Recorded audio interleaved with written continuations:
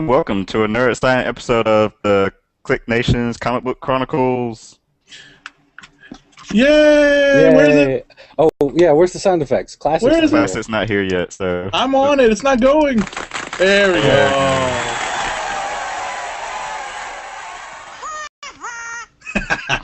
Nice.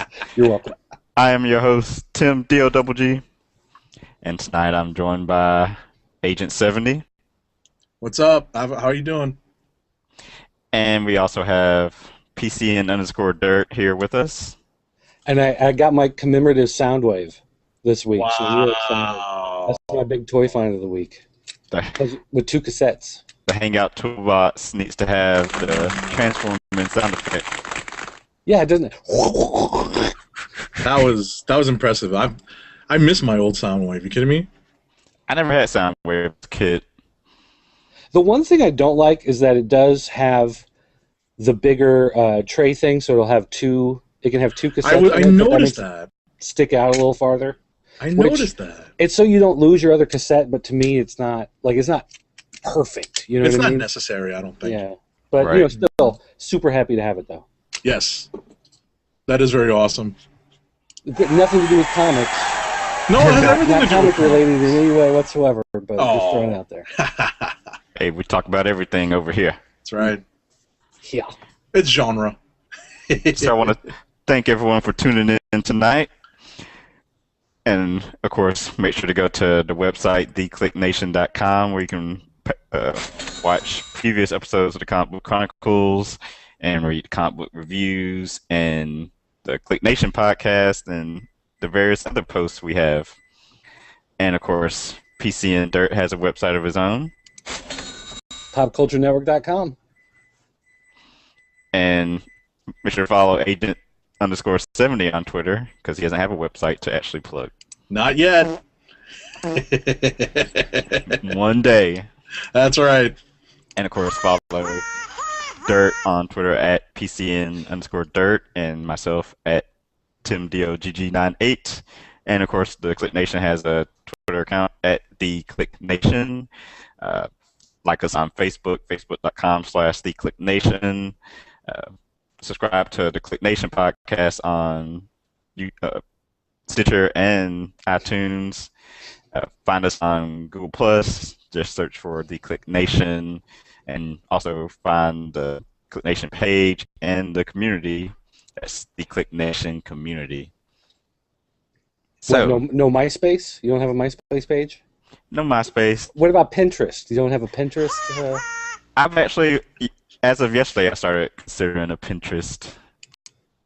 I don't know why. I probably never use it. As the boos rain down from the audience. Boy, this soundboard is really it's like a curse. Yeah, now you're addicted to it like classic. But so a lot of books came out this week, and there was a lot of comic book news. So I figured probably the best thing to do is start with news and see what's going on in the world of comic books. First up, this actually came down last Sunday. DC Comics went to the USA Today, or New York Post, I believe is what actually posted the sort of synopsis for Trinity War, the big crossover event that's been teased for a year. It's finally going to go down this summer, and it doesn't involve the DC Trinity of Batman, Superman, and Wonder Woman, or the Trinity of Sin, Phantom Stranger, Question, and another character I'm forgetting. But it actually Pandora, yes, Yeah. probably the most important one. But it actually deals with the 3 Justice League teams of Justice League of America, and Justice League Dark. I guess it's going to be a big 3-man battle royal for whoever comes out on top will lay claim to the Justice League name. Don't quote me on that. That's funny. So, what's everyone's impression of the Justice League Trinity War that's about to take place? Are we excited? Are we been Meh, meh. meh? I call it Yes meh, and no. which I means mean, meh. well, I mean, I understand the idea of Justice League of America versus Justice League. I mean, the whole point of Justice League of America was set up to take down the Justice League should they need to. So as far as those two going at it, I'm fine with that, and I kind of want to see how that plays out. But Right. then Justice League Dark isn't like officially a Justice League team. They just kind of have the name because they're a group of people coming together, to battle supernatural stuff. But like, I don't think they're like officially sanctioned in any way as a Justice League team. So it seems kind of weird. I mean, they've got the name, so sure, they're kind of pulled into it, but they don't really seem to fit. Their whole point was they're in a different corner of the DC universe, whereas Justice League and Justice League of America are both, superhero teams. So I don't really see how Dark plays into it, and it just means that I'm going to have to buy some issues of Dark that I wouldn't have otherwise. Yeah. That was their point exactly. Yeah, and it very well could be, because I don't know who reads that book. Like, at our store, Justice League is one of the top-selling books. Justice League of America is one of our second-tier books, and Justice League Dark is like that guy and that guy read it, and that's it. So it probably It's not is on everybody's pull list, huh? no, not even close. So I'm sure it is a way that they're going to try to get people to buy Justice League Dark, and I'll probably buy it for that storyline, but I doubt I'd buy it afterwards. If I'm not reading it now, why am I going to start picking it up? But Did they say it was gonna be a nine part story? Because I want to say like, is it a two or is it 6 part? it's 6. Yeah, because It's each 2 issues book, of yeah, each. two Yeah. issues each. That's what I was thinking. And it's funny because that was my first question when I heard about this. I was wondering, does the book is called Justice League Dark, but do they actually call themselves Justice League? Do they refer to themselves as that? And I read the first, probably 4, maybe 5 issues of it, and it just wasn't the book for me. Like, I tried everything in the New 52. I tried when it came out, and that was one of those ones that just, I dropped it because it wasn't really the book I wanted to read. So I don't know if they ever really came into a point where they get some sort of official sanction, but I know they didn't start out that way. So, Yeah. I just don't really know how it ties in. But, I mean, I guess we'll see. You get that free comic book day. That's going to set everything up. So that's going to tell you right then and there. I went to, I think last time I was at Adam Black's house, who's my brother. I think he has the first volume of Justice League Dark because that's kind of what he does. I'll go to and look on his bookshelf and he'll have random like volumes of books, which of course I've end up borrowing for a time being. But I actually didn't borrow that one, but I kind of just sort of skimmed it just to flip through it. I mean, the art looked fine. I didn't really know what was going on. That's as far as my familiarity with Justice League Dark goes. You guys It's, have all like way more familiarity with it than I. Far more. I mean, like I said, I didn't really have any problems with it. It just wasn't something that was really grabbing my attention, so I just didn't stick with it. It's not something I hated, like Teen Titans, that I absolutely hated and never want to have to read that book again. Why'd you hate it? so Real quick. Why'd you hate it? just the personalities of all the characters. No, that's Red Hood. Oh, okay. Teen Titans is the one with Red Robin and Superboy and Kid Flash and yes, yeah, Wow. and it's like everybody in it was just annoying. I don't know. I get like I read several issues of it, and I'm just looking at these characters, and I'm thinking if they all died off tomorrow, I couldn't care less. You know what I mean? Like, it's just one of those things where I don't have any interest, any connection, and I hope they all end up dead in shallow graves. That's what I'm saying. I want to say Teen Titans didn't come out this week. It was Red Hood and Outlaws that came out this week, right? No, Red Hood 18 was the last one, and that was 2 or 3 weeks ago. Let me The look new Red on. Hood isn't out yet. Something came out this week. Well, a lot of Yeah, stuff came out this week, but it wasn't Red Hood. comic.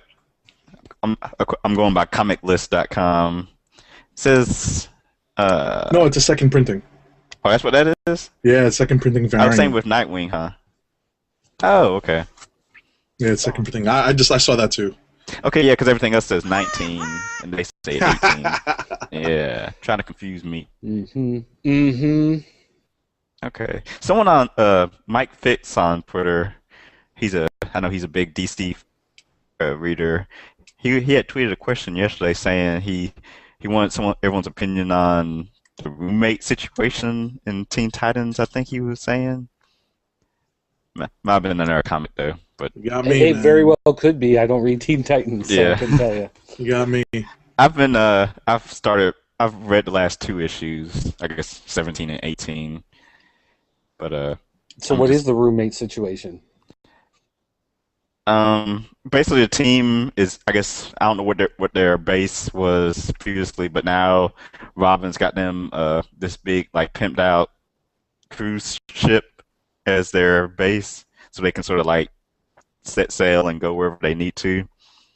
And it's like a traveling Xavier school where it's got like all these different levels with like a workout gym and indoor pool and you know the dorms for the men and women. But I don't remember exactly what the roommate situation was. Yeah, I was about to say I was looking for that. I was looking for that. You beat me to it. So Yeah, still not reading Teen Titans. Yeah, I don't blame you. I'm Uh, not there. Next bit of news: ABC's Shield TV series got an official name.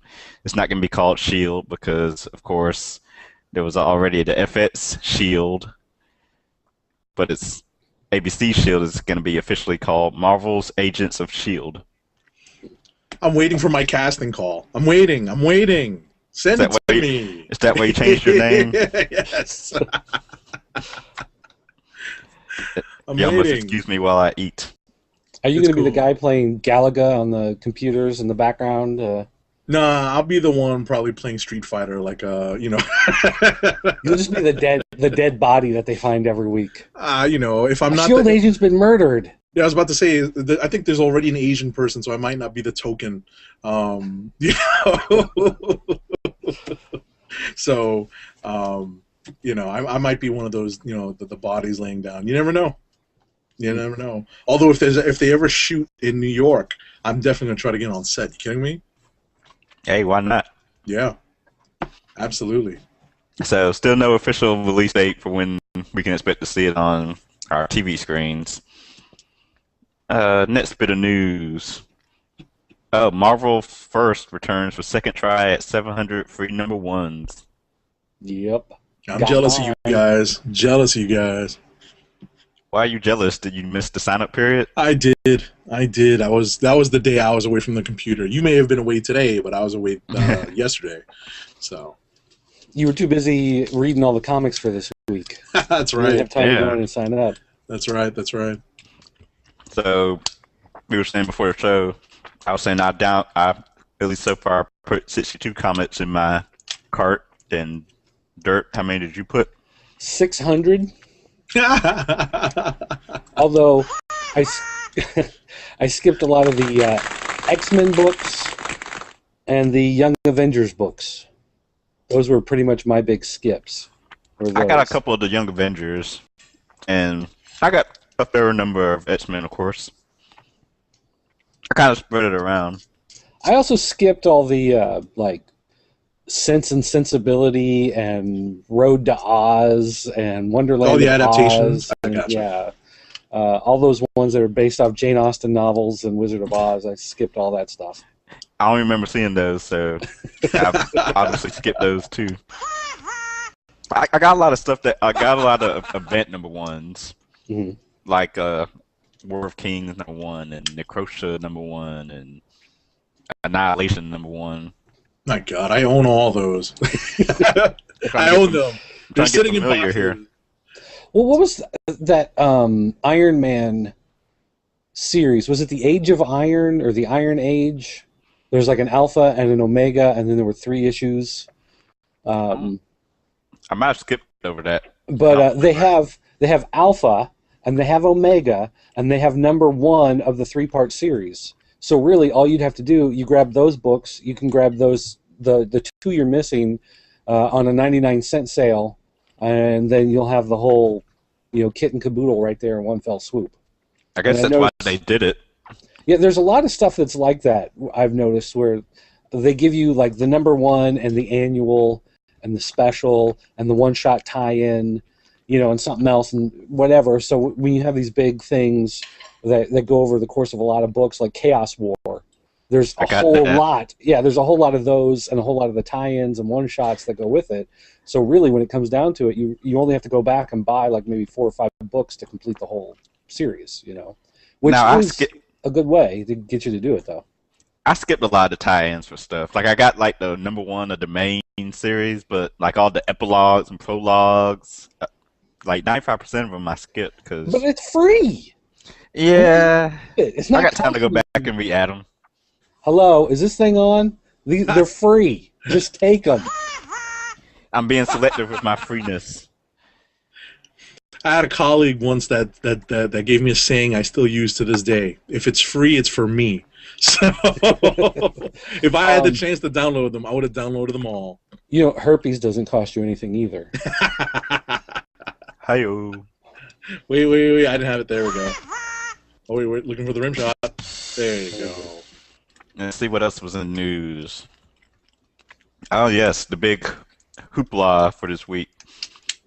Apple, of course, I should update this to have to correct what actually happened, but when I typed this in my Evernote note on Tuesday Tuesday when it happened, Apple bans Saga number 12 for gay scene.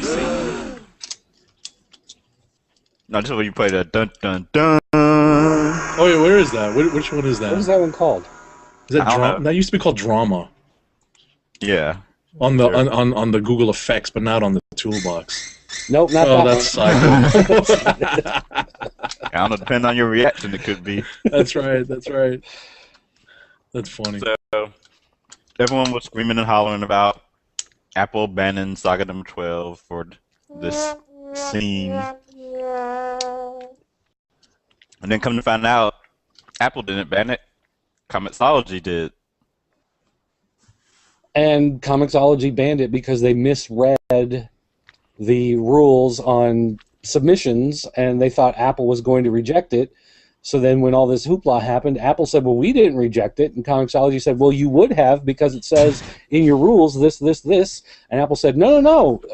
We're the good guys here. Just send it on through. We'll let it go. So then they sent it on through, and it went. Hmm. And So the what's end. this? So what's It's this? a What's this planned? You think it was a strategy to get PR for the book? That was one rumor I saw. I don't know. Saga's a pretty popular book. Like I don't know how it fares on like the digital sales lists, but when I go to the store, it's usually gone. Yeah, There's usually very few copies left by the time I get there on a Sunday. it is, but then if you consider how many copies of Saga are they ordering compared to Uncanny Avengers? True enough. But I mean, for me, it's one of those things where they said, hey, if you open the book, you're going to get a face full of this. And I say, hey, I'm not opening that book. Yeah. To me, it's just kind of like, okay, well, at least now I know what's in it, and I'm going to go read something else. Who here actually has been keeping up with Saga? Not me. I've heard good things, and I tried to read like an early issue. I even tried to read the number 1 issue that they put out for like $1. I stood there at in the store and just read it, and it just wasn't that interesting. Oh, so you didn't actually buy it, No. but you stood there and read it. Yeah, I stood there and read it. Hey, Stood it's there and not a read it. library, buddy, all right? It's television sale. I give enough of my money to that comic book shop. They can afford me a little bit of leeway. It's funny, like when I saw the news breaking for it, I was like, "Oh, I must read this." So I went and checked it out, and Pervert. Hey, it got me to open the book, so I guess it must It have worked. worked. Yeah, but did you actually buy it, and are you going to read it? I Because didn't even read that's it. yeah. Well, see, that's the thing. It's You're just looking for the pictures. Oh, Tim, we know how I you mean, roll. they put it's in the first two pages, so they don't make you search for it. Let's put it that way. But besides that, I was just like, I have no idea what's going on. I need to start from the beginning. And like Agent 70 said, I hear all the good things about Saga, but I've yet to actually read it. I've heard it described as like new age Star Wars. Right, right, I, and that should be a selling point. You know. I don't know, because the problem is there's a lot of stuff that people say is really good that oh, you got to see it, you got to go see that movie, you got to go read that book, and it's like, I'm not going to read 50 Shades of Grey. Like, I don't care how many people worldwide have read it, I don't care how many copies you're going to sell. Like, that's not a selling point for me, you know what I mean? It's like, it's not something I'm going to read anyway, and I'm not going to read it now just because there's controversy. Yeah, yeah, I hear a lot of stuff is good too, but doesn't mean I'm going to read it. Yeah. I might eventually read it, but it takes me a long time to get to stuff. Try and do better. All right. Uh, see, next bit of news. Uh, so the new Batman video game in the long line of Batman Arkham series was announced. Batman Arkham Origins, which takes place in the past, and it deals with Batman taking on Deathstroke, and I think, assassins, eight of the world's deadliest assassins on Christmas Eve. So we get Gotham City and snow. That's what I got from it. Do have either of you guys played Arkham City or Arkham Asylum? Oh yeah, they're fantastic. I I mean, Gotcha. played they're both of them. Haven't even got to 50% on either one of them. Really? Yeah, it's hard for me to make time for video games, even though I Yeah. do yeah, like playing them. I'm the same way. Like, the first game, I got the first game early. We somehow managed to score a review copy of the first game, and so that was one of those things where it's like, I got it, I think, like on a Thursday, and I sat down and I played the whole thing through, and then I sat down and I started to play it again, just so I could get through, and then we put up a review for it and everything, Hmm. and I mean, it was fantastic, but like, I skipped all the, like, trying to find all the Riddler clues, and I didn't do all the bonus maps and all that kind of stuff. But like, I loved it. It was incredible. So then they announced the second game, and I was like, oh, I can't wait for that to come out. But I've had no time. I've got two kids, and I'm trying to read comics. I don't got time. Nobody got time for this. So it's like, I've never even bought it. I've never brought it home. It's one of those games that I want to play at some point, and maybe at some point in the future, if I've got like a weekend where there's nothing scheduled or something like that, then I may grab a copy from work and bring it home to play it. But it's just one of those things where I just have not gotten around to it. Sure. I want to eventually. Sure. But just I played them both. I finished them both. I'm pretty sure I finished them both. But like you guys said, it's hard to find the time. And I didn't play like hardly. I played very few, if any, of those side missions. But I definitely liked the game. I noticed that this prequel is supposed to be coming from a different studio. the people who did Interesting. Metroid Prime. Right. It's not the people who did the other two Arkham games. So I'm curious to see how that affects, the look and the gameplay. It's gonna be garbage.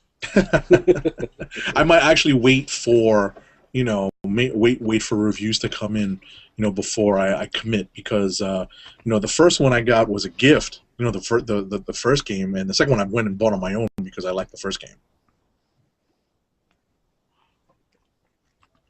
The first game a coworker well, not gave, but he let me borrow it to try it out. And I ended up keeping it for like over a year. I just never. I played it, of course, when I first got it, but then that sort of ended. And then the second one came. I still had the first one when the second one came out, and I was just like, "Yeah, let me go ahead and give you your copy back, because I'm never gonna finish this." And then people were saying you don't really need to finish the first one to enjoy the second one. So I was like, I'll just buy the second one. So I ended up buying like the whatever the premium copy of the second one where they give you like all the downloadable people like uh Is it night like Game of the Year edition or something yeah the like game Yeah, something like that? that. Yeah. yeah game of the year. So that's the one I have, and I played it and have stopped. And now I'm on the baseball. I'm on to my baseball game because it's baseball season. But I got it. at least I have it to play whenever I keep saying I need to do a stay vacation where I just take off a week of work and just play video games and watch stuff on TiVo I have. And decompress, right? Yeah. Yeah, there are a lot of games I'd like to play, and there's because I work at a store where people trade in games, and there's a lot of times people will trade in a game, and because of the condition it's in, we're like, I can't give you anything for it, like it'll be scratched up or something, and they're like, yeah, we'll just throw it away, but we have a disc buffer, so they say, yeah, just throw it away, and then I take it and I put it through the disc buffer and clean it off, and then bring home a copy of a game, so I've got games. And it's gotten to the point now where I had to stop. Like, I'm not bringing home any more games. Like I have a couple of the Uncharted's I've never even put into play.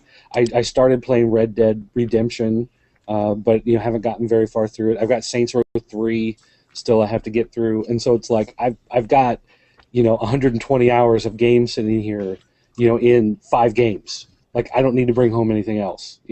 I'm just can't do it anymore. Absolutely.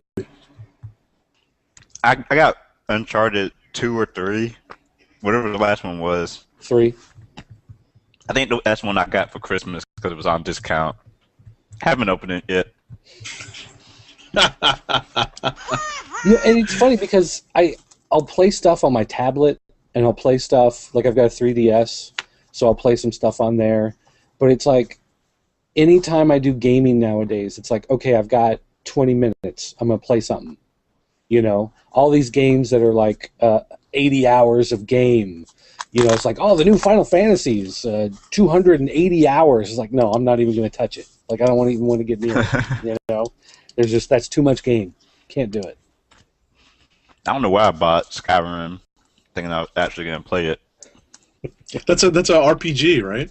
Yeah, and I don't like RPGs. But everyone said how great Skyrim is, so I was like, hey, it's on sale for $25. I'll give it a try. All the hardcore RPGers. I mean, when that came out, all I saw on, like, those apps or whatever it is that keep track of people's play habits, and they post them on Facebook of all places. Oh, yeah, Raptor. Right.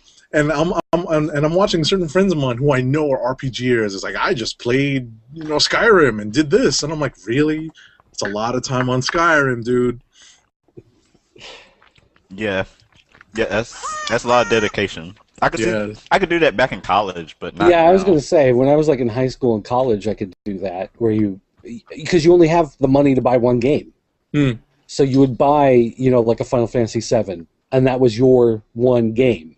And you played that game for like 3 months until you could afford to buy Metal Gear Solid.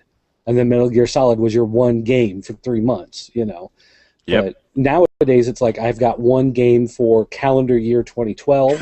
I've got one game for calendar year 2013, and that's really much, that's all I'm getting. That's all you have the time to play. Unless it's a fighting game. That's pretty much the only thing that'll take, that because it's because it has a finite amount of time that you play it in. Right. So just real quick in terms of video game news, I believe Injustice is supposed to be coming out next week, the 16th, right after Tax Day. I still haven't downloaded the demo. Oh, so every time I walk into Best Buy, I think of putting down a pre-order, to get what's the Best Buy pack? I forget what the pack is. For some reason, I don't know if you guys have seen that silly GameStop commercial with the Russian with the Russian superhero that slings sausage. No, you guys haven't seen that one. That one is really bad. You should definitely Google that. All you guys out there watching the Comic Book Chronicles, Google that. You get a kick out of that one because I guess the GameStop costume pack is Red Sun. Like the Russian Elseworlds. Oh, okay, yeah. So, that costume pack is a bonus if you pre-order the game through GameStop. So basically, pre-ordering just gives you free stuff, right? Right. Which you can buy eventually, or even if you don't pre-order it. Yeah, like a lot of places have their own. Like if you get it from GameStop, there's a different pack. Right, it's an incentive. On it. Yeah, but I am not keeping track of who's got what where because again, it's one of those things that I'll probably wait until someone brings it into the store and I'll just, hey, someone traded this in. I'm taking it home tonight. Play it and see if it's worth. Right. Well, just as a something to add on to what we were talking about before we move on. That one game a year, at least with fighting games, you can literally put it down and be like, you know what, I'm done. I don't have to play this tonight, and walk away from it for a couple of weeks and then come back and just move on. Yeah, you can play. There's no story to keep up with. Yeah. Games are so intricate now. They involve too much time. It's true. Yep. And plus, with the fighting games, you can hop online and get your butt kicked by a 10-year-old, who's been playing it nonstop for a couple of, for a couple of days. I take great pride in the fact that I challenged someone who kicked my butt within 2 minutes. I had kicked their butt because I figured out what their stupid trick was, on Ultimate Marvel vs. Capcom 3. Yeah. And I'm sure that guy was 10 years old. I don't play anything online. I don't either, really. That was the big push for everything. Everything's online, and you can go online and game with your friends. It's like all of my friends have kids. We all, if we're gonna play, we got 20 minutes of free time. There's no way to schedule a gaming party or anything like that. It's just Yeah, but we're doing a Comic Book Chronicles podcast, so we can plug in right now. This is work. Technically, this is work. Gotcha. Yeah, we're doing serious work here. That's right. You got it. Keeping people entertained. That's right. We can plug in right now. April 15th. This is a business expense. That's right. So yeah, so Injustice is going to be coming out next week. So I'm looking forward to that. I don't know if I'll pick up a copy right away, but I definitely know that it's coming out soon. Have you read any of the comics? No, but I do know that they have it's its own story. That's kind of like an Elseworld story in and of itself, which explains why they're fighting each other. Right. So, somebody dies, and that's the catalyst to everything. So. Yeah. I read the issue that came out 2 weeks ago, I think it was. Well, it started. It's a digital, weekly digital thing, and then after a month of the digital issues, they collect them together into a printed book. So it's, if you read the digital, you're a little bit ahead of what's coming out in print. Gotcha. But I mean, it does cross over that way. So if you prefer to read it one way or the other, they do have both of those available. All right. Okay. I do want to, even though it's off topic, the Batman Beyond books I want to start trying to check out. Because don't they release they release the Justice Leagues digitally, and then they compile them into each Batman Beyond issue. I think that's how it works. Yeah, Batman Beyond. Well, actually, I think now it might be Superman Beyond going on right now. I'm not sure exactly how. DC does a different digital book every day of the week. So you can go Monday, Tuesday, Wednesday, of course, New Comics Day, Thursday, Friday. Each one of those days has a different digital book that comes out that day. So depending on if you want to read, the Beyond books, they've got the Batman, Arkham Unleashed that ties into the Arkham City and Arkham Asylum games. There's one that just started called Little Gotham. Yeah. It's kind of a kid's book, and they just put out a print copy this week, collecting the first 3 digital issues into one print copy. Okay. So, I mean, they're doing a lot of digital stuff, and unlike Marvel's like, hey, we're digital, pull out your camera phone and point it at the comic, and you can get what the page looks like as pencils. It's like, who cares, you know? I like at least DC's like producing, you know, content and putting out stories. I appreciate that a little bit more. Yeah, they're doing it. You know, the other side of the argument is the cool part of what Marvel's doing is that for the same price you get a digital and a physical copy. You know, that's only in a couple books.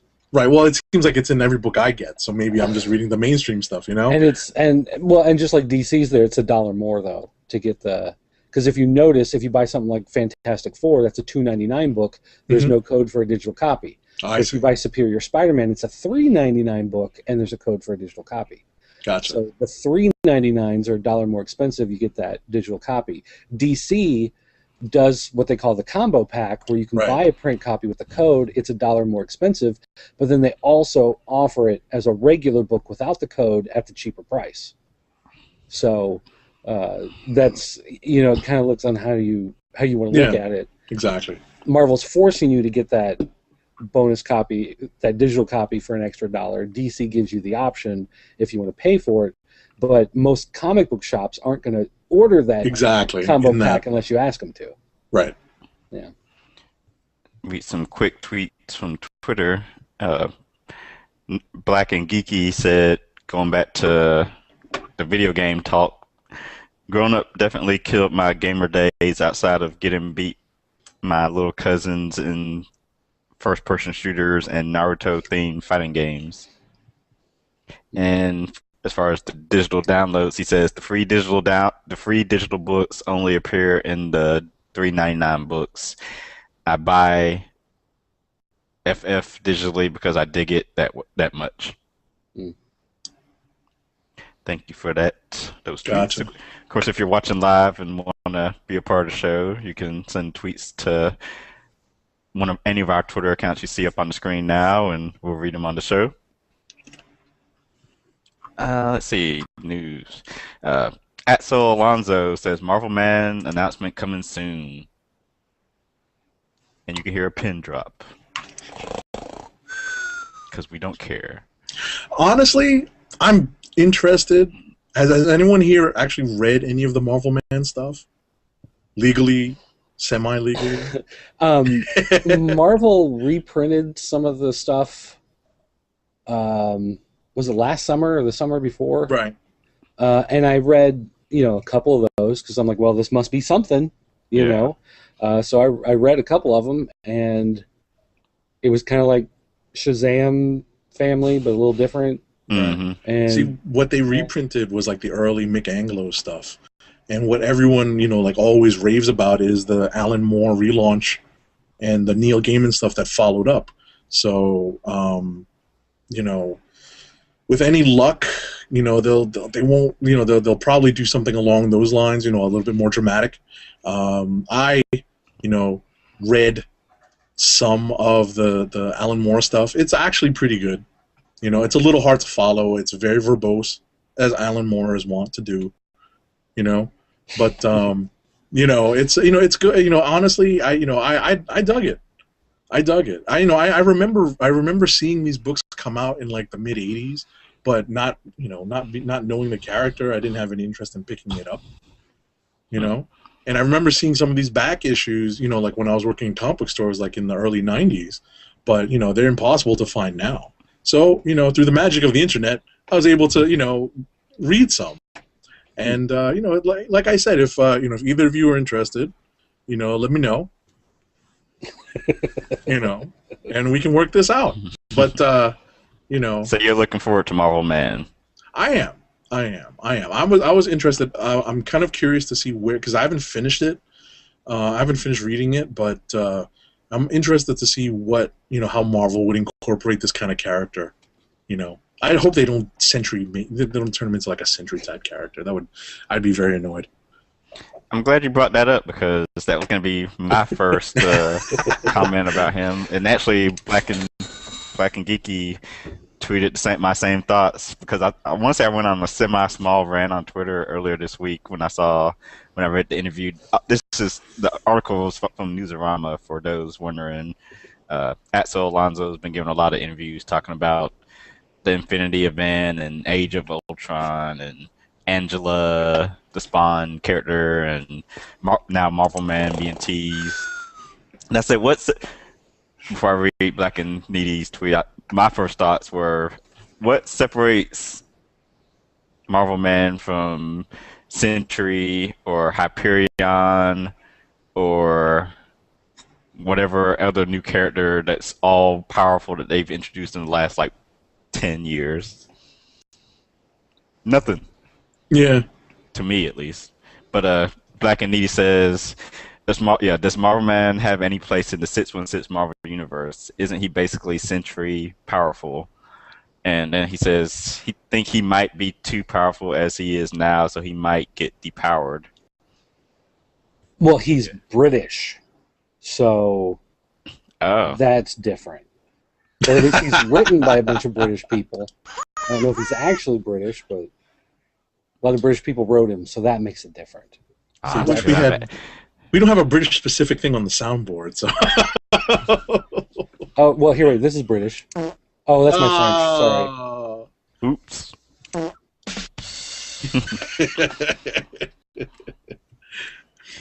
And last bit of news. Well, actually not, because I guess we can talk about sort of the solicits that came out today. But another article from Newsarama is Flashpoint movie the start of the new 52 animated universe? Question mark. So basically, what they were sort of just brainstorming ideas over there because DC, of course, has announced that after the Superman Unbound animated movie that comes out, I want to say next month or the next couple months, the next animated movie will be the retelling of the Flashpoint storyline, which of course jump-started and relaunched the new 52 universe, which we have today. So could the same thing be in store for their animated universe? And they sort of went down, gave a lot of examples of, how stuff could go and be led, and basically, could this jumpstart maybe a whole new like Justice League animated cartoon that's, in the new 52 universe? And of course, with Bruce Timm stepping down from being the director or overseer of the animated projects, and I forget the guy's name who's over it now, but he worked on Young Justice, which was great. And in a couple of interviews, he sort of teased that they have some big stuff coming out as far as like in their animated projects that deals with Justice League. And since Justice League is sort of like the center of the New 52 universe and not Batman or Superman, it sort of leaves you wondering, could this actually happen? Oop. And we see Dirt is now the Flash. Great picture, by the way. I'm sure it's going to be eventually one of my Twitter avatars once I change from my Atlanta Braves. But any thoughts to my panel here and to those watching live? What do you think of first? Overall, Flashpoint? it makes sense. No, you stop that. Yeah. I love it. Well, first of all, the DC animated movies have been just tremendous, like overall. Yes, they are. I like a lot of their animated movies more than some of the live-action Marvel ones. And I know that's going to start a fight with a bunch of people. So get Twittering, people. Let's hear it. But, Yeah. But it makes sense in an overall, if you think about, DC is owned by Time Warner. There's always been kind of this disconnect where they have all these properties. They're constantly making stories, constantly making characters, and then occasionally you get a movie, and every so often you might get a TV series. But they've never really found that way to, cycle from one medium to the other one on a regular basis. And so they've been doing these animated movies, and at first, they would do something like The Death of Superman. And they would take the basic structure of the story that actually came out in the comics, but they modify it. They, take out this part of the crossover, and they'd remove these characters characters, and they would try to make it its own encapsulated story. Right. Whereas the comics are always kind of part of this larger organic machine. And the last couple times that they've taken a storyline, they've done something like Public Enemies with Superman and Batman. They take it pretty much as it is in the comics and put it on the screen. And Hmm. you'll have characters like Big Barda who will appear, and they're in the story for 10 minutes and they're gone because they're in one issue of the comic as it came out, and they just said we're leaving the story as it is. And they found out that people really just don't mind that characters kind of pop in and then disappear. Whereas before they always said, well, if you bring in the character, you got to tell their origin and you got to have some sort of connection. And they just said, no, we really don't have to do that. We can just take the story and adapt it. So the new 52 kind of wipes that slate clean, gives them that opportunity to start fresh, so to speak, with a lot of the characters. So now it kind of brings this idea that they can take the first 6 issues of Batman that came out in the New 52, and they can make an animated movie about the Court of Owls. They can take the story of Deathstroke and make it into an animated movie. They could take a lot of these trades right off the shelf and just say, here, turn that into an animated feature, and just do it Right. directly out of the books.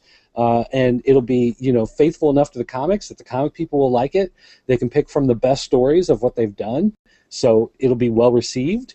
It just overall seems to make sense, especially in the whole idea of this larger company, this conglomerate bringing these different pieces together, because they never really seem to have a problem merchandising, but the idea of taking that step to another entertainment form has always kind of been beyond their reach. And now the animated movies just really seem to bring that bridge that they've been looking for. Yeah, it's funny because like Marvel, I want to say, didn't they start the direct to movie first, like with those Ultimates, and they didn't really do so well, and then they Yeah, kind they of did. just Well, stopped. they pushed the motion comic stuff for a while, and that really didn't take off. And they did some of those anime Oh yeah, series, and they put those out. And then they had that whole, they did like a Thor and Loki, and they did Hulk versus Wolverine, and they did Iron Man, and they did Doctor Strange. Doctor Strange, and yeah, they did a whole bunch of those, and they all did okay, but they weren't great. They Yeah, weren't. If they were a live action movie, they'd be a TV pilot, but not anything high quality. Whereas DC did some of these animated films, full theater, theatrical production. Like, they are good enough. You could walk into a movie theater and watch, Batman Doom, but instead they make it, direct to home video. yeah, So I mean, just the quality is so much better, and so now Marvel is basically kicking their butt in the live action movie arena, putting out all these films, but DC with the animated stuff is just blowing away everything else.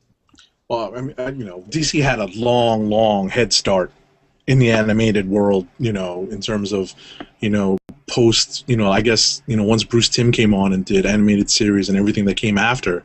So, it's fair to say that they've long been kicking Marvel's butt in that arena. Well, and Marvel's had cartoons for a long time, but they always licensed them out to other companies. Right, and I think it was due to the. I mean, let's call a spade a spade. It's due to the scale that DC was working on. Right, and with like you had Spider-Man Unlimited, you had Fantastic Four, you had Iron Man, you had all of those properties got cartoons, in the 80s, the 90s, and the early 2000s, but it wasn't until they really seemed to kind of work out this deal with Disney XD, even before Disney bought Marvel. Right. They had that animation deal going on where they started developing the shows more or less themselves, and that really seemed to make a big difference. And you've seen stuff like Ultimate Spider-Man, Right, Mighty's and Earth's Heroes. Mightiest Heroes, and Right. those have been a great step up in quality for them. Now could they make the next step and start doing some of these more, mature themed, full length features? I mean, maybe.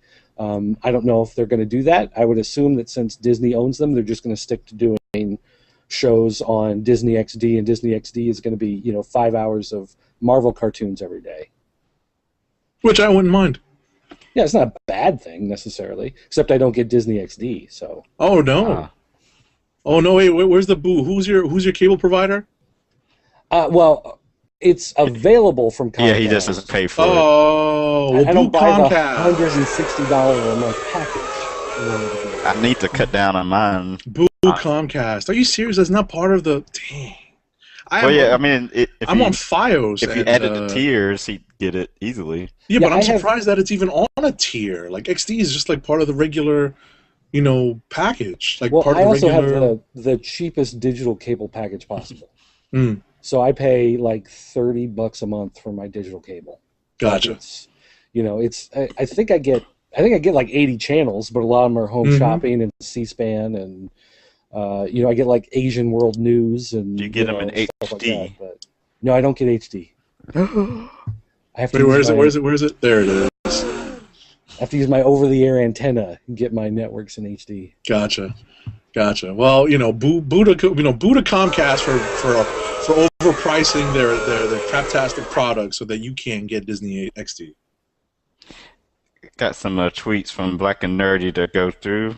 Going back to Marvelman, he says, since Marvelman is British, maybe Paul Cornell should write him, or he gets paired with Captain Britain or the Braddock School. Now, on to the animated discussion. Marvel should have made more movies with the Hulk versus creative team. Their best animated film, in my opinion. I'd agree. I think Yoast has been a factor in Marvel's solid animated series. Maybe Marvel should replace Loeb with Yoast. They have Disney money, so they should step their animation game up. I'd say they're stepping it up at least in the TV realm. Mm-hmm. Isn't Loeb writing a bunch of stuff for DC right now? No, Well, I thought it was had to be exclusive for Marvel. Greg Pat's doing the Batman Superman book. Yes. That's not who you're talking about, is it? It's I thought Loeb. Well, I know Loeb's doing Nova, but I thought he was also doing stuff for DC right now. I doubt it since he's like the over Marvel animation now. Right. Yeah, well, I mean, what do I know? Probably been like 10 years since he wrote anything Yeah, I was say for DC, but for me, it's like, well, yesterday I was reading one of those books. I was gonna say, didn't he write a Batman story? I think. Hush. Yeah, Jim Lee. Yeah, and that was like Right. 2006. Mm-hmm. So It seems to me like yesterday to me. That was yesterday. when did Red Hulk first appear? That was like last week, right?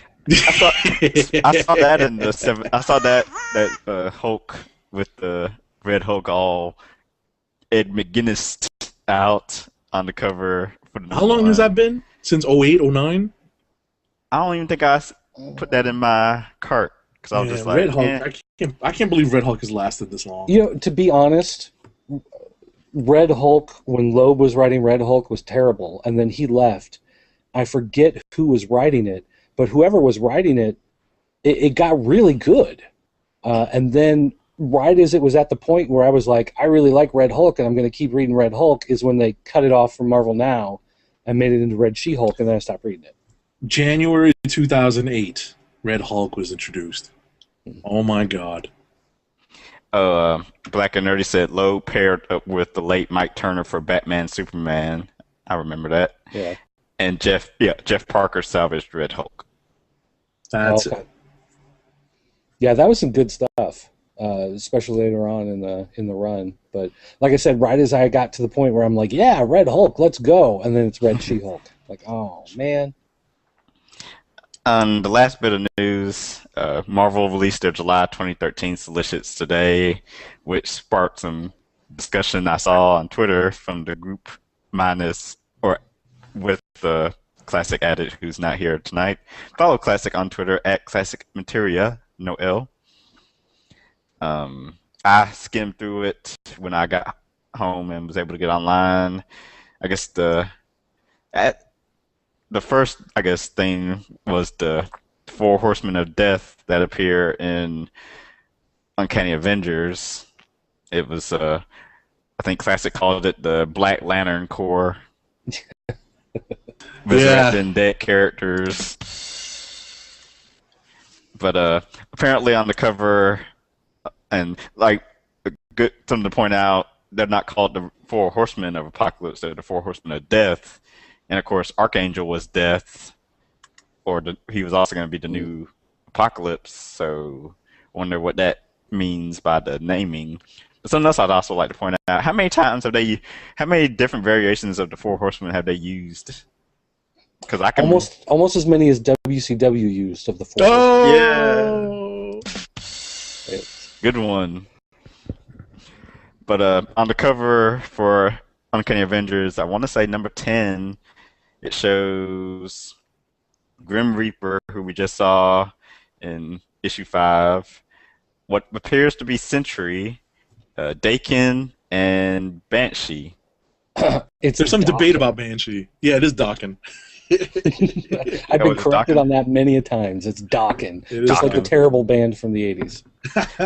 My first question, I guess, never mind, because I was going to say my first question is why is Sentry, who's an Avenger character, not an X-Men character, involved in this?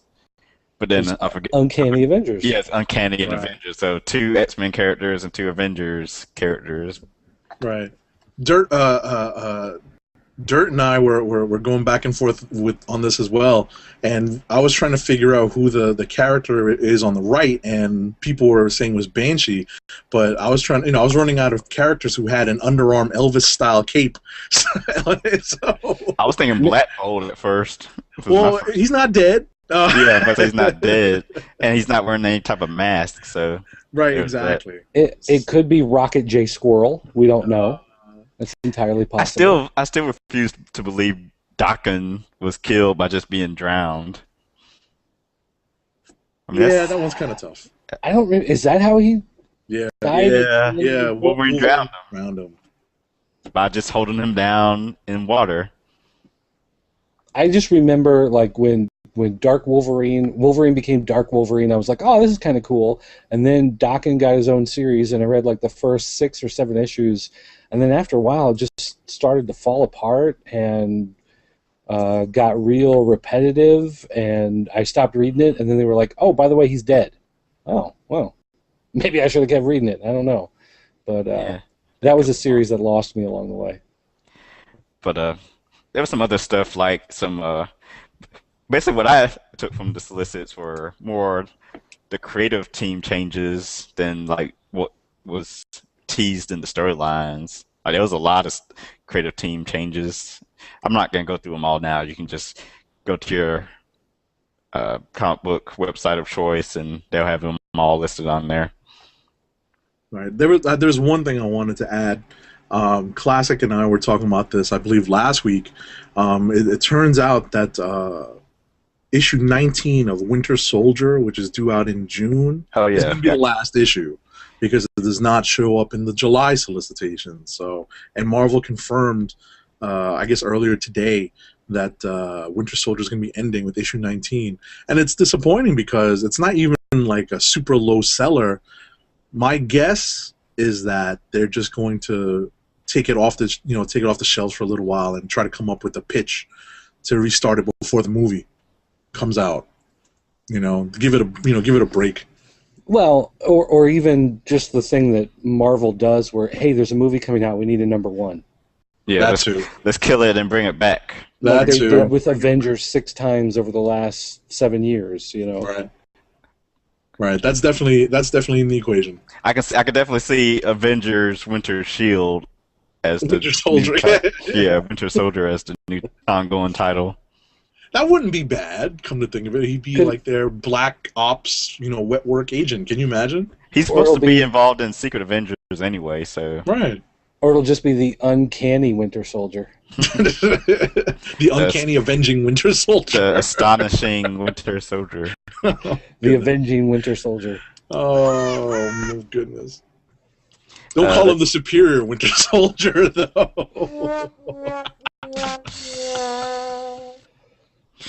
Black and Nerdy says Red Hulk should at least have his mustache in his Hulk form now that his secret identity is known.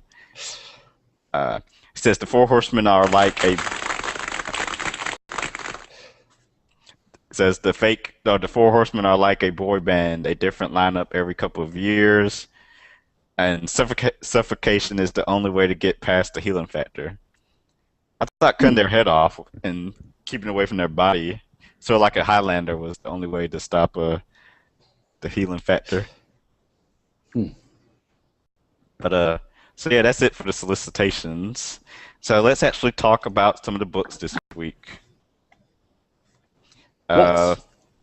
we'll start with DC because I'm put there, and this list is in alphabetical order by companies. So I doubt anyone wants to talk about Boom Studios or Did anybody uh, get the Mad Magazine folding cover for Batman 19? no. Oh, for Batman 19. Yeah. It's basically got a Mad Magazine fold-in cover, and it says, "What twisted jokester is Batman's biggest threat?" And so you got, Man Bat, you got Bane, you got Two-Face, Riddler, Penguin, Scarecrow, and there's Commissioner Gordon and Batman on the sides. And of course, when you fold it over, it makes the face of Alfred E. Newman up at the top. He's the nemesis for Batman. I am Victor Newman. But That's as funny. far as Batman 19 goes, I really liked it. Yes, I did too. It was It's great. the reintroduction of Clayface, and Clayface is always a character I've really, really liked. Um, I liked them Clayface, from the animation, from the cartoon series. I liked them. yeah, that was really cool. But Clayface was the first character that I can remember in like sixth grade where I realized that there was more than one of the guy. Like over the years, there had someone else came along and took the name. Clayface became Clayface 2, and then 3 and 4, and whatever, on and on. And that was the first guy I was like, oh, wait a minute, these were different people, throughout the history of it. And to me, something about that just was really intriguing, because Superman was always Superman, Batman was always Batman, Joker was always Joker, Penguin was always, it's like it's always the same person. But he was that first character where it's like they handed down the name from villain to villain, and I thought that Hmm. was always kind of cool, and I've always liked the idea of the character. And so, bringing him back in this one, this is one of those issues where you really do start out reading it and you're like, what the heck is going on? This doesn't make any sense at all. And then it starts to reveal what's going on. And you're like, oh, okay. Yeah, All right. takes it back a little bit. Yeah, and I really liked it. What's funny is that, I'm with Tim in the sense that, I've been reading comics for a long time, but the animated series Clayface is really what brought the character, no pun intended, to life on the screen for me, and and in my imagination. But I kind of saw, like, as soon as like, things started happening and people weren't acting the way they were supposed to be acting, I'm like, all right, this is Batman universe. Clayface is involved somewhere. Well, and they do You make know? him look like more or less like that version of him. So it is familiar looking to people who do know Clayface. So Right. at least they did that right, you could say.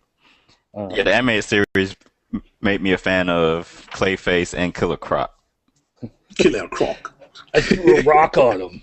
Yeah, It was a big rock. and he killed him. Let's see what else came out. Batman and Robin number 19. I have not read it yet. I haven't I either. I read it, and it's unfortunate because I'm like the least DC person of all. But I did read. Let me see if I can pull it up. Batman and Robin 19, and it is, I guess, the first main like current universe. Like, I don't even know how to phrase it properly, but the introduction of Carrie Kelly Yes. into the main DC continuity as opposed to the Dark Knight continuity. Right. And she appears, and I guess what she's been doing is been seeing, or was seeing, Damian Wayne on the side, as I guess they were taking theater lessons, or she was giving him some sort of lessons on the side. And basically she's introduced as looking into Damian Wayne's sudden disappearance. Hmm. And that's the premise of the story. And without giving away too much, that's how she's introduced to Bruce Wayne. And I would recommend it because it's kind of an interesting premise as to what her connection is to the Bat family, and like how she's kind of brought into everything. Yeah, I mean, it's on my list to get to. It's just one that I haven't gotten to yet. Same here. All right, so I would recommend it. It's definitely worth the read. And this is, of course, keeping up the The Requiem. yeah Requiem and team up. Right. It should actually some spoilers here, but the team up here really should be Batman and Frankenstein, or Frankenstein's monster. Yeah, So I saw that on I think like Bleeding Cool was one of those places where they announced the crossover you didn't see coming or something like that. Right? is that what they said? My goodness. Yeah, something along those lines. So when I read it, I was like, huh? But that's me, the non-DC guy. I'm just like, when did the I guess the Frankenstein's monsters become a character in one of the New 52 books, right? Yeah, well, he had his own book for a while. I'm pretty sure it's been canceled. But I mean, it was good. It was written by Jeff Lemire. Okay. And it was really good. But I think he's been in Dark. He's been in Justice League Dark. Well, that's another connection. And Pushing that Justice League Dark.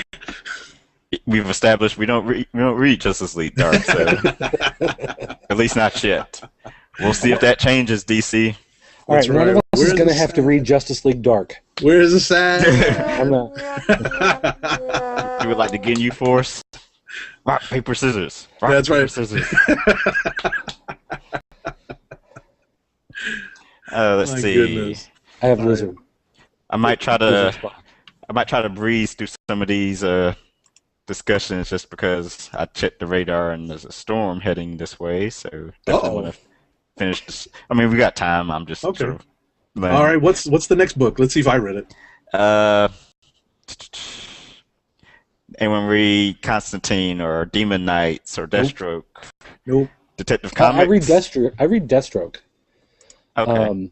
Deathstroke and Team 7 both have an appearance by Mr. Majestic, who is a Wildstorm. No kidding. Yeah.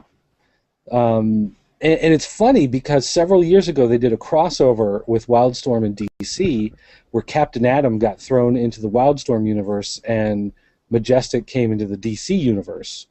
And so I was kind of surprised to see Majestic appear again, but he appears in both of those books, in the past in Team 7 and then in the present in Deathstroke. And Deathstroke, it kills me with Deathstroke because it started out in the New 52, fantastic. It was great. I loved every issue. And then they gave it to Rob Liefeld. And it was terrible, and I hated it, and I stopped reading it. And then they fired Rob Liefeld. Sales go up. They fired Rob Liefeld, and they put the book back on track. Without Rob Liefeld, it's great again, but because of Rob Liefeld, the sales went down so low that they're canceling the book anyway. And Team 7 is getting canceled.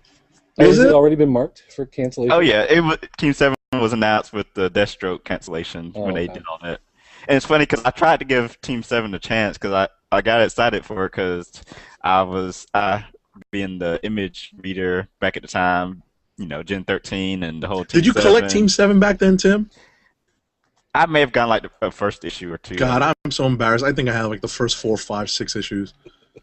But so embarrassed. I read issue 1 and somehow I think I missed issue 2 and I read issue 3 of Team 7 and it just lost my interest and I didn't follow it anymore. I mean, I love the military stuff. I loved how they were trying to tell like kind of intertwined origin stories for all these Team 7 agents. But it's Image. Some of that stuff just didn't come out timely. And you just lost interest, Well, part of the problem is they put that team together, and it's like I really like Deathstroke, and I like. Oh, we're talking about the new one. We're talking about the new. Yeah, the new Team 7 in the New 52. Right. I like Deathstroke, and I like Amanda Waller as a character, and I'm really intrigued to see what she does and where she ends up because she always is this big kind of behind the scenes political player in the DC universe. Right. But then like nobody else on that team I cared about. They were like, oh, we're bringing in Grifter. It's like, I don't care about Grifter. That's not a selling point for me.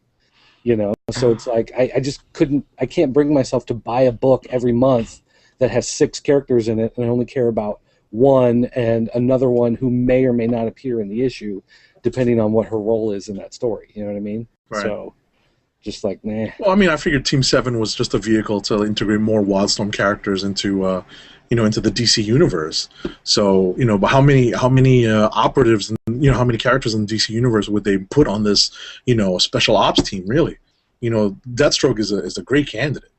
But other than that, there really wasn't anyone that I could think of. When I was reading the solicits for New 52, it's like, well, who else are they going to put in to try to kind of tie it together, without stretching it a little here and there. Well, I was kind of hoping with it being Deathstroke, they'd bring in his son and daughter and have them also be assassins on the team. And then you have that whole kind of family dynamic going on where his book could be about him being older and fighting through it. And then you have this book where he's a little bit younger and he's got his kids who are also, deadly assassins. And I thought that would be a fun thing, but that's not what they did with it. So Team of deadly assassins. Yeah. The assassin family. I think that about does it for the DC books. Boo, DC! Let's see. Did I read anything else from DC? Anyone read any Dynamite Entertainment books? No. If you're shaking your head yes or no, I can't see because I don't have that tab open right now. Voltron is the only thing I read from Dynamite. Okay. How is that? There's two books. They do the year one and they do the regular, and the year one is actually a lot more interesting, right? Because it's before they get to the big robots, so it's them as like this covert ops team as part of the Earth Alliance, and going in and doing assassinations and extracting people, and you really get to see like they're cool characters as a team, right? Because even before they're pilots, right? Right. The main Voltron book, the writer said he was trying to keep Voltron out of it for a long time, so that when Voltron finally appears, it was like, finally, yay, Voltron. But instead, it became kind of like okay, flip through this one real quick. Is the big robot in it? No. No kidding. And how many issues? Was it like that? I want to say 6 or That's a long 7. time. Yeah, before it finally showed up.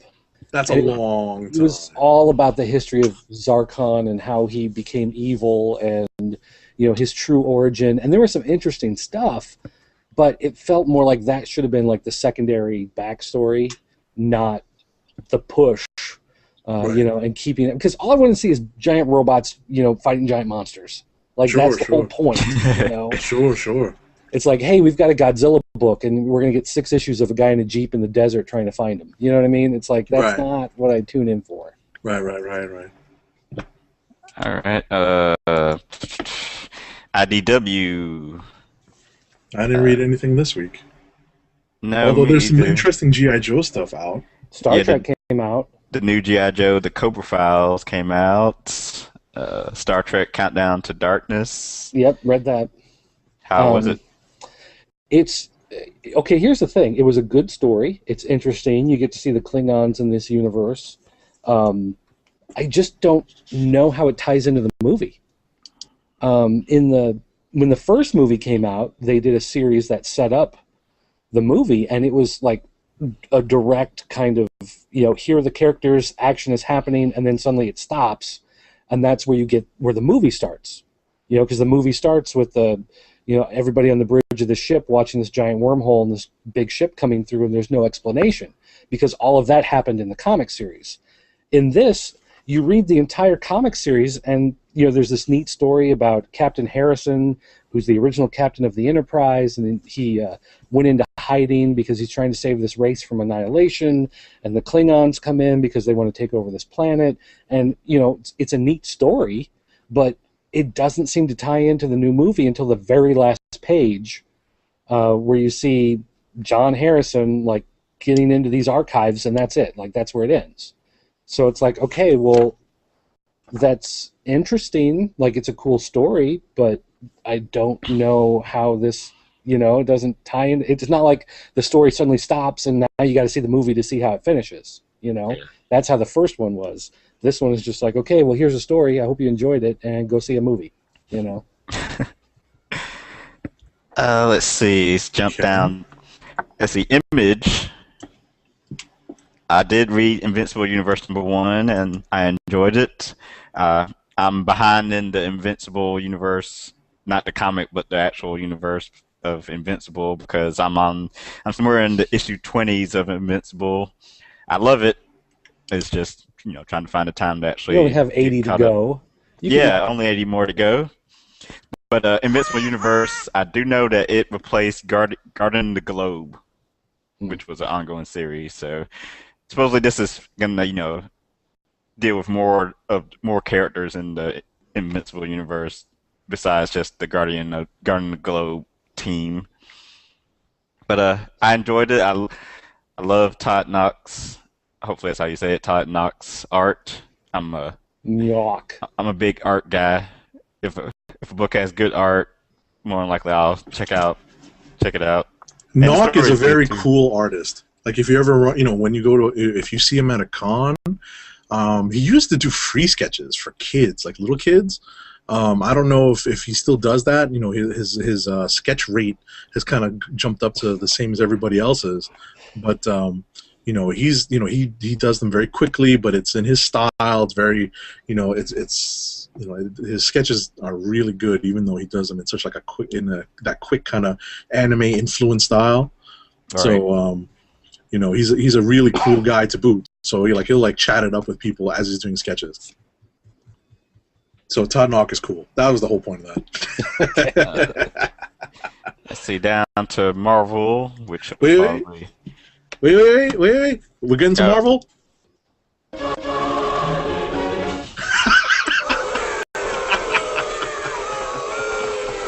Is Dirt doing the booze? Yes. I'll join them. I'll join with them on the booze because Age of Ultron #5. Boo. It didn't have you on the edge of your seat, just like, oh my gosh, this is Ultron's taking over the world. How will they ever fight back? It had me on the edge of my Doctor Doom time platform. Yeah. Pretty much. So the heroes find Nick. I had a lot of issues with this. Number one being that the heroes find Nick Fury in the Savage Land. It's our original white Nick Fury and not his His black son. son. It's Nick OG Fury. Nick Fury. Yes, it's original Nick Fury who has not been seen in the Marvel Universe since Marvel Now began. Another of my issues of the whole No, Age he was of in Winter Ultron. Soldier. Oh, see, He was in Winter Soldier. no one reads Winter Soldier. Well, enough people read it. That doesn't count. Has he actually been in Winter Soldier? I don't Yes. feel bad. I've been ranting saying how, this is another example of how this takes place, how this was supposed to come out 2 years ago because they're including all these characters that aren't even around anymore, like Moon Knight and Luke Cage and OG Nick Fury. Right. No, OG Nick Fury has definitely been in Winter Soldier. He's the one that's kind of been, I hate to say this, pushing Bucky's buttons a little bit, kind of pushing him on this mission, like the one that he's most recently on. So he's definitely involved. Oh, okay. But their solution is to go back in, or to go fight Ultron in the future. How exactly nowhere in the future? Well, I guess Fury says he figured out by reading some wavelengths before the helicarrier went crashing into the Kremlin. Which I would say, how would he know?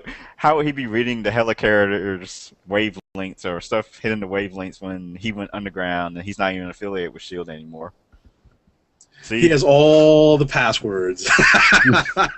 He has again, every password. another example of how this was written 2 years ago, because this was written back when he was still involved with S.H.I.E.L.D. How long He's ago? never going to not be involved with S.H.I.E.L.D., though. You know what I mean? Well, yeah, but how long ago did he drop out from S.H.I.E.L.D. and Tony Stark was the director? He dropped out before Secret Invasion happened, I think, because that's why he went underground because he had got the leak about it's possible that Skrulls have infiltrated Right, the Earth. and then he came back with the Secret Warriors. Right. Yeah, Right. So I mean, but when was that? Was that 08? I'm bad with time, so I've lost Yeah. it in terms of my chronology, so I couldn't tell you. But either Well, way, it's been uh, more than 2 years though since he's been out as head of Shield. uh, You know what I mean? So it's Right. like, But the even way if the they've story always, yeah, came out 2 years ago, it's still not right. yeah, but the way they always portrayed it, especially with these hidden bunkers, is that all this stuff was off the books, and he had all the tech, he basically had the wherewithal on his own, like kind of squirreling away all this tech and creating these secret bunkers that came to play in Secret Warriors. That it's still, to me, it's not surprising that it's becoming, that this particular plot point would come up again, here, like that he's got all these secret bases around the world that he can operate from. and I didn't like how Wolverine Wolverine has the same solution as he had in Avengers versus X-Men. Let's just go into the past and kill Hank Pym before he creates Ultron. The Phoenix Force is coming for Hope. Let's just kill her. He's It got makes six sense. claws. And again, he's gonna chicken out just like he chickened out in Avengers versus X-Men. Big surprise. Hate to spoil it, people. Maybe it's a setup. Like, he says it and he doesn't follow through, and he says it and he doesn't follow through. So the next big crossover, someone's going to appear and he's just going to walk up in the first issue and slice them, and then that'll be a mistake. Oops. You're just like accidentally drowning his son. Yeah, nobody was sad about that. The Dakin fans were, I'm sure. No, they just moved on to Warrant. It was all right. Oh, rib shot. Alpha Big Time came out. I have not read that yet. Anyone else? That was me. That's all I have to say about it. It was me. Avengers 9 came out. That was interesting. Yeah, I'm trying to figure out, like, they're like, the Avengers are starting hostilities with Starbrand, and yet he's the bad guy in all this. Yes, he accidentally lost control and wiped out a whole college, but they were still, like, kind of treating him bad. Yeah, it seemed like they kind of jumped the gun on the aggression bit right there. They didn't. It seemed like they gave it pretty short shrift, like the whole open hand or closed fist approach. Like they went past open hand right away and went to the closed fist. But this actually had a little bit of story development, not a whole lot. I think more and more this is just moving towards infinity. I hate to say it, it's like they're kind of taking off. Without spoiling too much, they kind of resolve what's going on with the new universe characters, the Night Mask and the Starbrand. They kind of they kind of wrap up their part in the current story a little bit, so that they can move on to the kind of the aftermath of what's going on with these builders, like the Nihilo the ex Nihilo character. Yeah. So like what what they're starting, and what the builders are kind of where the builders and the kind of threat that they would pose in infinity, like in the future would be. So it's kind of it's interesting. It's definitely a slow build. That's the best way I can put it. Yeah. There's a lot of action here. It doesn't signify anything. My Black and Nerdy says Wolverine should be smarter by now. Writers keep him as an impulsive dick that wants to stab people. That's something else I mentioned in my review. Because I said, Wolverine changes on a whim depending on who's writing him. Of course, all characters depend on who's writing them. But you have Wolverine, the headmaster, who's, shepherding these young mutants, and then in their book, he's wanting to kill young mutant that he should be shepherding in Hope, or wanting to kill an original founding Avenger. I don't know. I think it's very easy to turn that switch on and off because of the character and what like all these. Which book was it this week? Oh no, maybe I think it was the Wolverine book this week, where they called him the Paul McCartney of superheroes, or he's on like a whole bunch of different teams. The way McCartney was on a bunch of different bands, and he's they kind of they play him to whatever his surroundings are.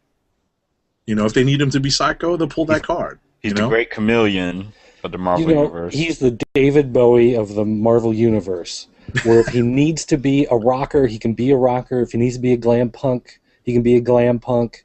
If he needs to be an industrial guy with Trent Reznor, he can be an industrial guy. And if he just needs to be the guy who can do what he does best and what he does isn't pretty, he can be that guy. yeah. That's who he is. Uh, Black Canary says Avengers didn't amount to anything really. It's on a real slow burn. And Wolverine should be less about stabbing by now after he killed his kids and was remorseful after that. And he's only remorseful in his own books. Save that remorsefulness for your own title. When you're in the Avengers, it's all about the stabbing and the killing. That's right. That's his function on the team. Although everything, minus the Wolverine, but everything we've said about Avengers, I think, could also be said about Uncanny Avengers. It was a filler issue. There was a bunch of action that didn't really mean much of anything.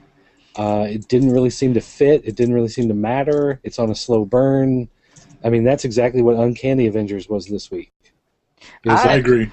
I actually liked Uncanny Avengers. you would. I like that.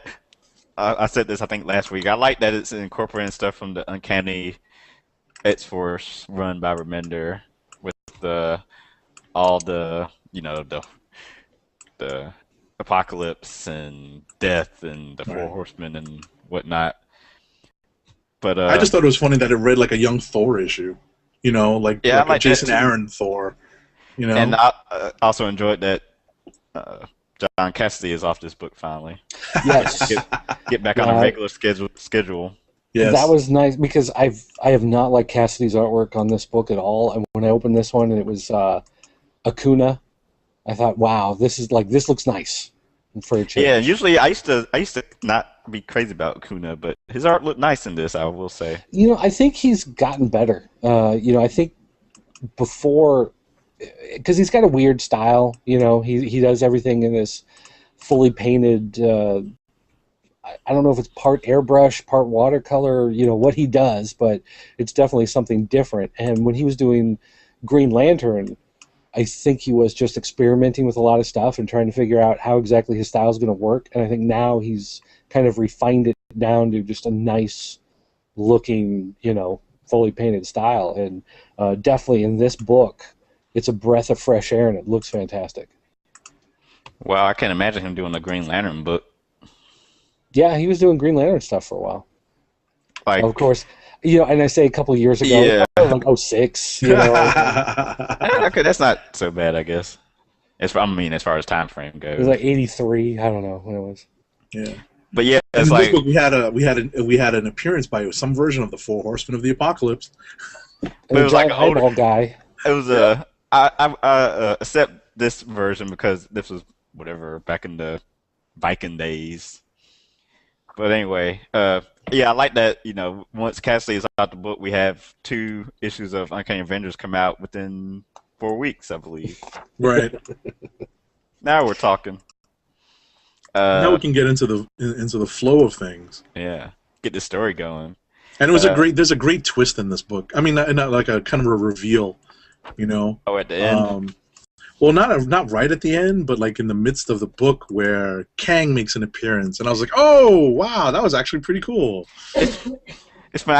I keep forgetting that Kang is Ramatut because I keep wanting to say Apocalypse was Ramatut because wasn't he originally Egyptian or something? Yeah, and Saban Nur. Yeah, so I keep getting confusing myself.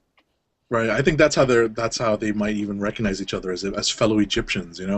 They hate each other. Oh yeah. Rivals. Avengers Arena number 7. I haven't read it yet.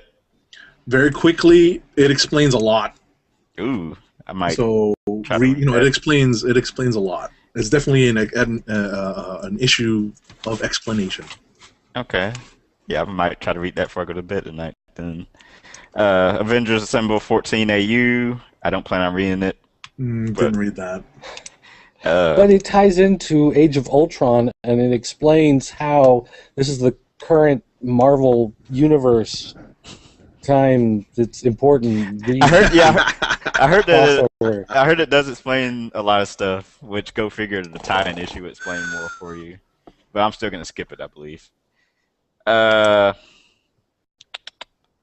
Avenging Spider-Man number 19. I haven't read it yet, but I know it guest stars Sleepwalker, who I remember from the 90s. I skimmed it. It seemed okay. Yeah, it was actually pretty decent. What it is there's some sort of like nightmare creature, that Sleepwalker is like always trying to get rid of these things. Mm. And You it didn't recognize it, Dirt? Do what? You didn't recognize that little nightmare creature thing? No, should I? No, but I definitely, when I saw it, I was like, oh man, I remember seeing that, like, it was I thought it was a throwaway character. Oh, you mean like the giant octopus thing that's in his nightmare? Yeah, Looks that like, little, it was like that little fear monster thing that like. Okay, the little thing pulls out of him at the end. Right. Yeah, it just looks kind of like a baby alien from the Aliens movies. I don't know. But anyway, regardless, the nightmare thing attaches itself to Parker, Octavius, whoever you want to call him, and so he's having these nightmares of himself as a child. And Sleepwalker, part of his power is that he can go into somebody's dreams and help fight off these nightmare creatures. And so, of course, he goes in expecting this to be Peter Parker's head, and instead he's seeing all this like Dr. Octopus paraphernalia, and little kid Otto Octavius getting beaten by his dad, and he's like, what's going on with all this Dr. Octopus stuff? And he's like, oh, he was my greatest arch nemesis of all time. You mean that fat guy who always... Yeah, no, he was great. He was fantastic. What is wrong with you? That's right. It was just one of those like fun... Like it totally embraces the absurdity of... I've been enjoying Avenging. Yeah, I mean, I love everything with Superior Spider-Man. Like, I don't want it ever to go back to Peter Parker. I know that... Well, we do have something major happening in issue 9 or 10. Yes, well, he's a game changer. Apparently, getting kicked out of the Avengers, and something's going to happen to him. So we'll have to see how it goes. But yeah, I like him. Let's see, Avenging. I said, Fantastic Four number 6. I haven't read it yet. I read it. It's not bad. Fearless Defenders number 3. Haven't read it yet. It's interesting. I kind of like that series. So. It's interesting. Let me read some tweets. Black and Nerdy says, I love this side Superior Spider-Man books. Otto Spider is acceptable in these books. I hate the my daddy beat me so I am a villain now angle. Can't a villain just be an evil jerk with the abuse? No. I heard someone else complain about that in another podcast. Although, I mean, to be fair though, that's not new. Like, it's not like they're making that up now in order to justify him. I mean, that's something that was with Doc Ock for probably 30 years. Was it? Yeah. I don't even remember it. Like, I always remember... I mean, maybe I just wasn't following the character that as closely, but I always remember him just as, like, kind of that, that scientist that, hates to be stereotypical, is overweight, nerdy, glasses, and just got caught up in this, particular experiment and, got himself fused with his arms. Yeah, I want to say there was a mini-series at one point that... went into all of that, but of course, I couldn't tell you what it is off the top of my head. Right. But yeah, but, I mean, it's a cliche, very reminiscent of Bruce Banner, unfortunately. Black Nerdy says, "Oh, it was a part of his character from before?" ? Interesting. Yeah, we try to bring facts here on the Comic Book Chronicles. But we just have our fact and try to checkers. sound official. Exactly. We have our fact checkers online. They're watching. They're watching out for us. Let's see. Hawkeye number 9. I enjoyed this book. I did read this. I like this book. This was fun. Yes. Stuff, as JR would say, business is picking up in this book. I'll just leave it at that. It's if you've been enjoying Hawkeye, you'll enjoy this.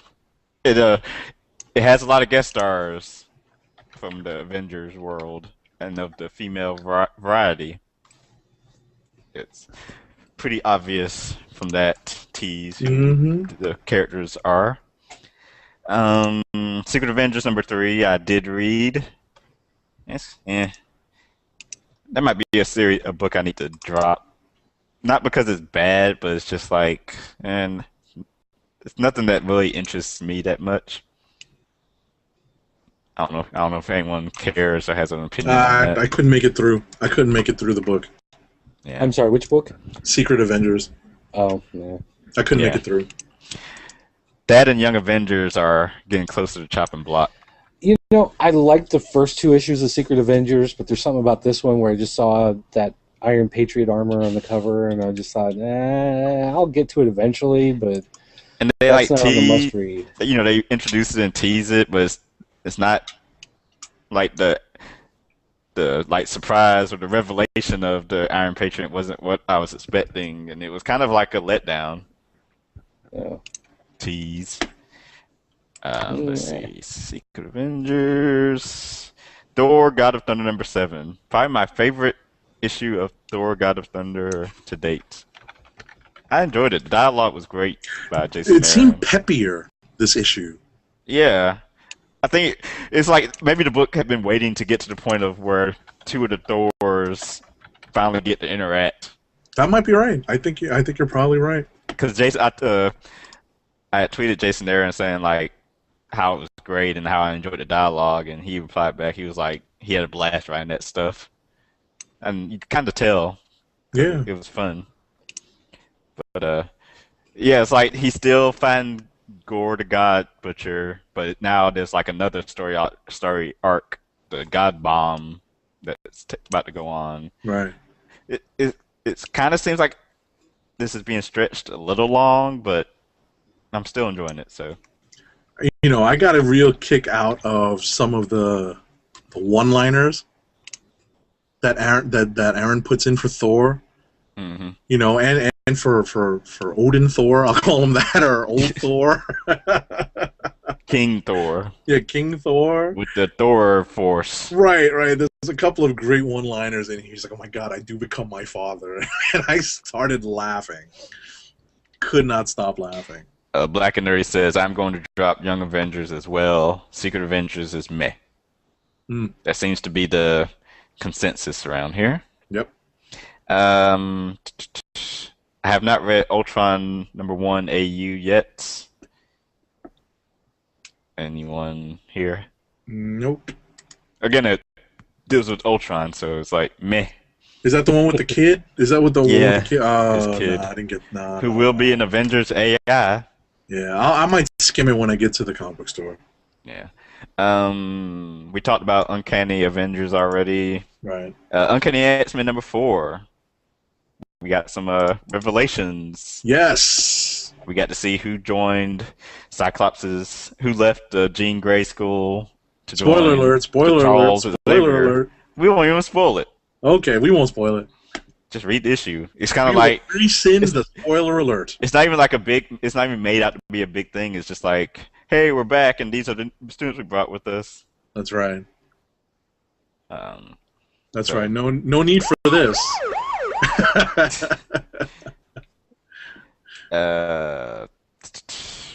Wolverine #2, I haven't read. I read that. That actually was kind of interesting. But, you know, I know not everyone here digs the Alan Davis art. You know, it was kind of interesting to see, you know, like, no spoilers here, more information on Miracle Man / Marvelman. Alan Davis does some of the art from back then, and it's kind of nice to see that, you know, his style has evolved, but it's still basically the same, and you can see that it's definitely influenced by Neil Adams, and you know, it's still real crisp. You know, it's smooth for me. It's very crisp and smooth. In terms of the story, there's definitely, you know, something afoot. New school Nick Fury shows up. You know, as opposed to, you know, we saw OG Nick Fury in Age of Ultron. New school Nick Fury shows up, and OG. and there's a funny appearance right at the end of the book No real spoiler here since I don't know what it means, other than something big is going to happen. But it was kind of funny that it would happen in a Wolverine book, and Wolverine even acknowledges it. Uatu the Watcher shows up. Like, Wow. really? In a Wolverine book? You Yeah, know? that's what you're used to seeing. You know? Not exactly something, someone that pops up, in Uh, Wolverine. Ponderous commented on or left a comment on YouTube. Wolverine is only remorseful in his own books. Indeed. Shoutouts to Ponderous on Twitter. Thank you for watching.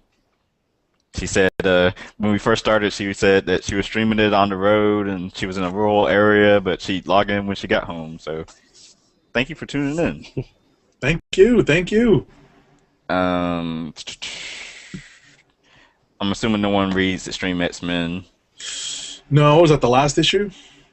Yeah. That's a safe assumption to make in general, I think. Oh, and supposedly I read that, Dazzler is the key person in this book, and she is going to be incorporated into shit. Oh, she's going to be incorporated into Uncanny X-Men, and Really? she's going to somehow be a part of S.H.I.E.L.D. Oh, wow. I read that last. Pass. I don't Read, see her in. You know what's funny about that is I don't see her as being on. I don't see her as being on Cyclops' side in this, But who knows? It's things read funny like that. I always remember Dazzler and her Uncanny X-Men days. Like Fall of the Mutants. All the way up to like the early '90s. Before they shunted her off into Mojo World. And she was a decent character. Claremont was doing her a big favor by kind of pushing her a little bit. So it's kind of nice to see her come back into the fold to a certain extent. yeah, I read that last night and found that kind of interesting. Yeah, I mean, I'll see where it goes. I read Uncanny X-Men, so I'll still be reading it. So Right. see what happens. Right. It's not like I care enough about Dazzler to go read Extreme X-Men. Nah, I attempted to read the first issue of it when it came out, and because Greg Pak actually sent me the Comixology download code for it. No kidding. Because he was like giving them out, and I was like, Okay. oh, cool. This is like before I actually got like serious into trying to review stuff, and I was like, I'm gonna read this, I'm gonna review it and send it to him so he can read it. And I got through like the first 10 pages and I just like closed Comixology app, and I was like, yeah, because it's gonna be hard for me to write a review for something I'm not liking. So Wow. sorry, Greg. All right. And I guess the final book to review. Well, I'll leave that up to Agent 70. He had something special he wanted to talk about tonight. I know that some of our listeners, our loyal listeners, shout out to all the loyal listeners and viewers out there, have been asking us to kind of review non-superhero books, and I know that it sort of qualifies and it sort of doesn't. It's genre, but I wanted to put a plug in for an IDW book. It's a Godzilla book. It's Godzilla the Half Century War, and for anyone that's like a kaiju fan or a big monster fan, and Dirt was before talking about like if you're getting a Godzilla book, you really want to see Godzilla. You don't really care about the human story on the side, which was always the part of the downside of the movies, because they couldn't afford to put the monsters on the screen all the time, right? But this is comics. Shoutouts to Transformers. Right. So this is comics. And, this particular series, I think, is something that you can safely recommend to any Godzilla fan, to any non-Godzilla comic book fan, just someone who's looking for something good to read. Read these 5 issues, and you will get, you'll just enjoy it. It would be a blast. Well, and especially, have you at all read the other Godzilla series that IDW has done? I've tried. It is terrible. I've tried. The limited series, the Legends books weren't bad because they were one-shots where they focused on some of the monsters, like some of the ones that you wouldn't even know, and some of the ones like there's a really funny one that was centered on I want to get the pronunciation right, Anguirus, the ankylosaur. Like he looks like an ankylosaur. I know who you're And talking about, but I don't know. right, he rolls up in a ball. Like that's his attack. And they even joke about it in the book. They're like, he always loses. He loses to every monster, when he's fighting. So, but anyway, this particular limited series is drawn by James Stokoe, who I guess has done a couple of books that he's independently published. I think one's called Orc World, and I haven't picked that up yet. But the art he does on this is phenomenally detailed. I'm not used to like kind of anime styled humans. His depiction of humans might be a little jarring, but the monsters are phenomenal. If you look at the previews, all you have to do is look at the previews for issue number 5. I'm not gonna. It doesn't really spoil anything, but if you look at the previews for issue number 5, it has like the first 7 pages on there, and one of the images that caught my eye, and I'm never gonna forget, is Gigan surfing an aircraft carrier. So, if you just imagine what Gigan, like Gigan was one of the space monsters from space. From the Monster Zero movie, and he's kind of King Ghidorah's the 3-headed monster's buddy, surfing an aircraft carrier. If you look at that and the way it's pulled off on the page, it's phenomenal. I give Stokoe all sorts of credit. The detail on this, like I said, is phenomenal. The scales on the monsters are basically rendered individually. He also has an interesting technique where he doesn't like apply textures to a lot of the stuff he draws, but the way in which he draws it, the way he forms it, you get an idea of what the texture is. So, like for instance, like the clothes that people wear, he doesn't put a lot of lines on the fabric, to show like where it's rough or where it's folded or whatever. But the way he draws the outline of it, you instantly know it's a baggy coat. Or it's a well-fitting suit of pants, and like just the style in which he does it, he interprets things in a different way than I think a lot of artists do. So it's just kind of a different way of looking at things when you're looking at his artwork. Right. I mean, this particular style, this book, I think definitely evokes a very manga-influenced, look. But at the end of the day, everyone's there for Godzilla, everyone's there for the monsters, and he pulls that off fantastically. So I would definitely recommend that. All you listeners, all you viewers out there, give that a shot. You don't have to be a Godzilla fan. Godzilla Half-Century War. It's coming out in trade paperback form next month, I believe. But you can still probably get the 5 issues at your local comic book store in the back issue bins. So there's my non-superhero contribution for the week. Thank you, Agent 70. And as I hear thunder in the background, this will be a good time to end the show. So, I want to say thank you to all who tuned in live tonight. And even if you're tuning in via audio podcast form, or just watching the video on the YouTube channel, or on the Click Nation, where the video also is embedded. Go to theclicknation.com, follow us on Twitter. You see our Twitter handles on the screen as we've been talking to you, so I won't go through those again. If you ever want to send some feedback to be read on a future show, send that to theclicknation@gmail.com. For Agent_70, PCN_Dirt, I'm Tim DOGG, and this is the Comic Book Chronicles, and we are signing off. Peace. Night. Good night.